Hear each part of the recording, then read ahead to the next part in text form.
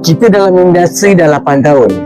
So selama ni pun memang kita akan hadiahkan ataupun kita akan sumbang daging-daging korban ni kepada orang yang memerlukan ataupun golongan asnaf sebagainya. Tapi pada tahun ni saya nampak bila Zaidi jumpa saya, dia kata why not kau consider seniman. Saya pun nampak win-win situation bersama saya dengan seniman ni. Saya kata apa?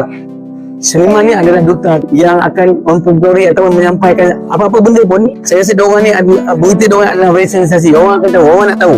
So saya nampak bila kita involvekan seniman, saya nampak bila kita nampak diorang adalah duta, satu niat saya nak diorang ni sampaikan kepada orang lain, kepada orang masyarakat Malaysia ni, apakah kepentingan korban tu sendiri. Selama ni kita bagi semua, tapi mungkin diorang tu tak dapat nak bagi orang kepada ramai. Tapi bila seniman ni artis ni bila dia bercakap, orang dengar. So saya nak diorang ni, kalau boleh diorang sampaikan kepada luar tu apakah kepentingan korban, supaya bila orang ramai lagi buat korban, ramai lagi yang dapat daging korban tu sendiri. Sebab kita faham ramai lagi kat Malaysia ni orang susah. So daripada orang apa, daripada orang buat korban ni, secara tak langsung setiap orang ataupun ramai daripada masyarakat kita yang golongan yang memerlukan ni dapat merasakan korban. Saya difahamkan ada yang setahun tak pernah makan lagi.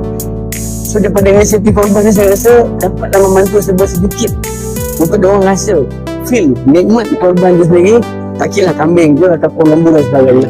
Itu niat yang pertama. Orang kata pendek kata dia, kenapa seniman, kenapa rakan sejuk dengan final ni, saya nak diorang ni jadi duta kepada, bukan duta kepada kenal, duta kepada umat Islam sebagai untuk kepentingan korban di dalam awatan sesama Islam ni.